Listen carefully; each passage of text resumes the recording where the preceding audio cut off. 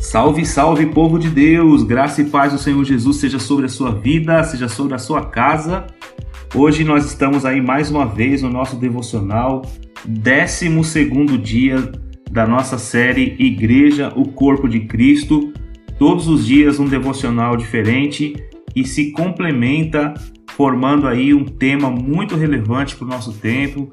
Estamos falando aí sobre a igreja, sobre essas particularidades a respeito da igreja do Senhor. Muito importante esse tema para a nossa vida, para o nosso crescimento espiritual. Você está no Amar Pod, o podcast da Igreja Amar, e eu quero te dar as boas-vindas se você está aqui pela primeira vez e que você possa ser abençoado e edificado com todo o nosso material. Por aqui é o pastor Denis Figueiredo. O tema do nosso devocional de hoje é a igreja posse de Cristo. Sim, a igreja tem um dono, sabia? E a igreja, ela é do Senhor Jesus Cristo. Eu quero ler com vocês um texto que está em Mateus, capítulo 16, versículo 18, que diz assim, ó: Também eu te digo que tu és Pedro, e sobre esta pedra edificarei a minha igreja, e as portas do inferno não prevalecerão contra ela. Jesus foi muito claro, meus irmãos, quando disse minha igreja. A igreja não pertence a homem ou a algum grupo qualquer que seja. Ela é do Senhor Jesus, ela tem um dono. O interessante desse texto que a gente acabou de ler é que o contexto dele está permeado por uma situação onde Jesus está com seus discípulos e ele pergunta para os discípulos, olha, quem os outros dizem que eu sou? O que estão falando de mim por aí? E aí alguns dizem, uns dizem que o Senhor é Elias, outros dizem que é o João Batista, outros dizem que é Jeremias, um dos profetas e tal. E aí Jesus diz no versículo 15 assim, e vós, quem dizeis que eu sou? Porque para os outros, o que eles estão falando? Mas e vocês? O que vocês acham que eu sou? Aí esse irmão respondendo rapidamente, ele diz assim, tu és o Cristo, o Filho do Deus vivo. E aí Jesus responde no versículo 17 o seguinte, Jesus respondendo disse, bem-aventurado és tu, Simão Barjonas, porque não foi carne e sangue que te revelou, mas meu Pai que está nos céus. Aí o versículo 18, que é o versículo chave que a gente leu, pois também eu te digo, e tu és Pedro, e sobre esta pedra edificarei a minha igreja, e as portas do inferno não prevalecerão contra ela. É interessante a gente pensar nesse contexto, porque aqui está inserida uma verdade para a gente. A declaração de Pedro aqui é a seguinte, tu és o Cristo, o Filho do Deus vivo. O reconhecimento de Pedro aqui é exatamente o reconhecimento de que Jesus é o Messias. Jesus é aquele que havia sido prometido em todo o Antigo Testamento e Pedro consegue reconhecer isso. E Jesus diz, olha, não foi pela carne que você conseguiu entender isso, mas foi algo revelado por Deus, pelo meu Pai, que está nos céus, que revelou isso para você. E tu és Pedro. E aí ele diz, Jesus dizendo para ele, tu és Pedro. E sobre esta pedra, Jesus faz um trocadilho aqui, sobre esta pedra aqui, ou seja, sobre esse fundamento, qual o fundamento? De que o Cristo, que é o Messias, agora se edificaria a igreja. Ou seja, Jesus é o fundamento da igreja e, portanto, ele é o dono da igreja. Edificarei a minha igreja, ou seja, sobre mim, e sou a pedra angular, a pedra de esquina. Depois o apóstolo Pedro vai falar isso na sua epístola, dessa questão de Jesus ser a pedra fundamental. Mas aqui fica muito claro para a gente, dentro desse contexto, que Jesus ele é o dono, ele é o Senhor da igreja, ele é o fundador e o fundamento ao mesmo tempo. Ele é o fundador e o fundamento ao mesmo tempo.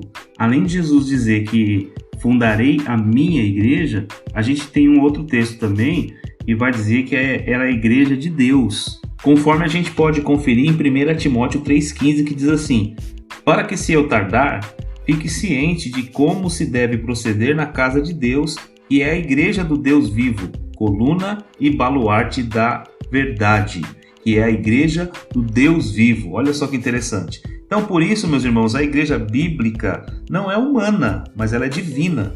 Ela pertence ao Senhor Jesus e ele foi designado como seu cabeça, o cabeça da igreja. Por isso que a gente tem falado sobre o corpo de Cristo nessa linguagem, nessa figura de linguagem com o corpo humano. E ele é o dono também da igreja, porque ele dirige a sua igreja. A Bíblia diz em Efésios 1, 22, 23 assim, e pôs todas as coisas debaixo dos pés, e para ser o cabeça sobre todas as coisas o deu à igreja, a qual é o seu corpo, a plenitude daquele que a tudo enche em todas as coisas. Quem deve dirigir a igreja é o Senhor Jesus Cristo. Hoje em dia há homens que dirigem a igreja e fazem o que querem e dizem que Deus mandou. E aí, em nome de Deus, eles fazem atrocidades, né, com o povo de Deus, com a igreja do Senhor. E muitas pessoas hoje sofrem na mão de líderes tiranos, líderes que até talvez num zelo, né, de fazer o certo, de fazer o correto, acabam fazendo coisas terríveis que nem a Bíblia diz que é para fazer. Então quem dirige a igreja é o Senhor Jesus. Sabe, irmão, a gente foi liberto pelo Senhor Jesus do poder do pecado e Ele nos libertou para nós sermos de fato livres. A Bíblia diz em 1 Coríntios capítulo 7, versículo 23, diz assim: fostes comprado por bom preço, não vos façais servos de homens. Olha só, quantas pessoas em nome de Deus estão escravizando as pessoas a coisas assim terríveis que não tem nada a ver, e às vezes a pessoa sente no coração dela assim, por parte do Espírito Santo, que aquela posição, aquela imposição daquele homem não é algo de Deus. Meu irmão, foge disso, né? Não fique sob um jugo que tem trazido peso sobre a sua vida. Você foi liberto por Jesus para ser de fato livre. Não se deixe ser escravizado de novo, porque você vivia sendo servo do pecado, e agora um homem qualquer, né, que se diz um pastor, que se diz um líder, vai te dominar, vai governar a sua vida, vai interferir na sua vida de uma forma direta, né, impondo coisas sobre você, impondo um fardo pesado que às vezes nem ele carrega, como se fosse um fariseu. Foge disso, meu irmão. Foge disso, porque uma liderança realmente bíblica, ela não faz as coisas dessa forma. Nem Cristo forçou as pessoas a fazerem as coisas, muito pelo contrário, né? Então que Deus possa nos direcionar nisso. A única forma de comprovar se o líder realmente está de acordo com a cabeça, que é Cristo, é a gente conferir se a visão e os propósitos dele estão de acordo com a palavra de Deus, e não com os modelos fabricados ou motivos escusos que existem no coração de muita gente aí. Os pastores e líderes da igreja, eles deveriam, com muito temor e submissão a Deus, examinar a visão e as atividades da sua comunidade à luz da palavra de Deus e corrigirem a rota se caso errarem em algum momento. Porque o errar, muitas vezes, é algo que acontece na trajetória. A gente erra mesmo como líder, como pastor. Mas a gente tem que ter o temor de estar sempre se voltando para a palavra e deixar a palavra de Deus nos corrigir. A igreja de Antioquia, por exemplo, é um modelo para todos nós. Veja algumas qualidades dos seus líderes. Olha só que interessante em Atos 13, versículo 1 e 2. Havia na igreja de Antioquia profetas e mestres: Barnabé, Simão, por sobrenome Níger, Lúcio de Cirene, Manaém, que fora criado com Herodes o tetrarca, e Saulo.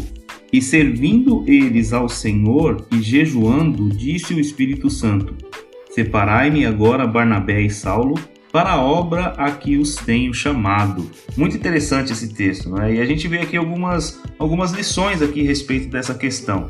Os líderes estavam perante o Senhor jejuando. Olha que interessante esse detalhe. Eles estavam perante o Senhor jejuando. Há uma versão que diz que estavam adorando.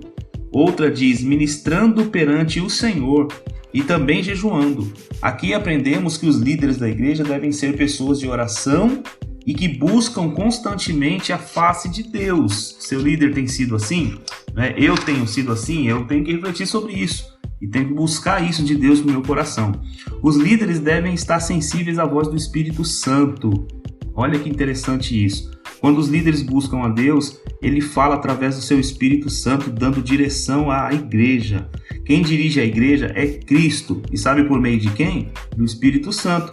E não os homens.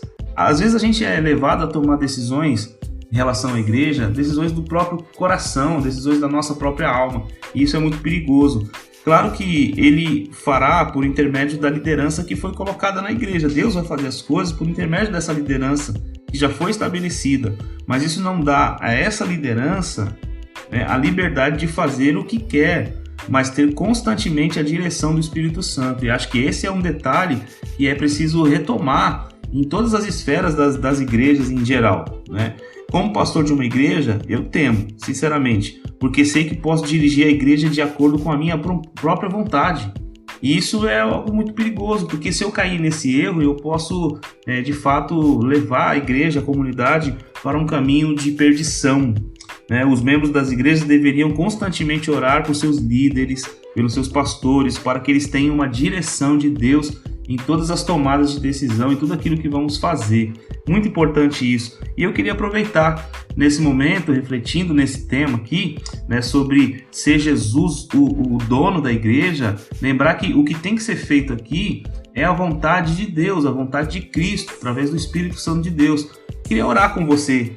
Quero orar nesse momento pela igreja para que Deus possa executar nas nossas vidas a vontade dele, através da liderança do Espírito Santo de Deus, que é aquele que deve guiar a igreja do Senhor em seus caminhos. Vamos orar por isso? Pai, eu oro para que os pastores e líderes de cada igreja, cada comunidade onde tiver um grupo de irmãos, de crentes congregando, esses líderes eles possam entregar a direção da igreja ao Senhor Jesus, para que o Senhor possa exercer a sua autonomia sobre a igreja, Pai. Eu oro para que esses pastores e líderes eles jejuem e busquem ao Senhor. Eu oro para que o Espírito Santo capacite e dirija a igreja a fazer a vontade de Deus a cada decisão, a cada passo que for tomado como igreja. Meu Pai, por favor, Deus, te peço que o Senhor dirija as nossas vidas, dirija a minha vida como pastor, como líder de uma comunidade.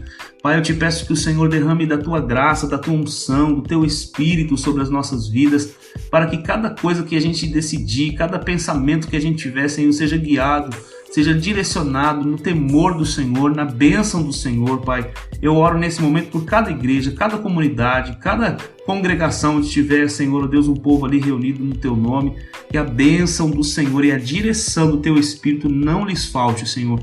Esse é o desejo do meu coração. Eu oro pela unidade da igreja do Senhor, eu oro pela unidade do corpo de Cristo, para que o nome de Jesus seja em tudo glorificado para a glória de Deus. Amém? Que Deus te abençoe e não se esqueça, a igreja é do Senhor. Amém?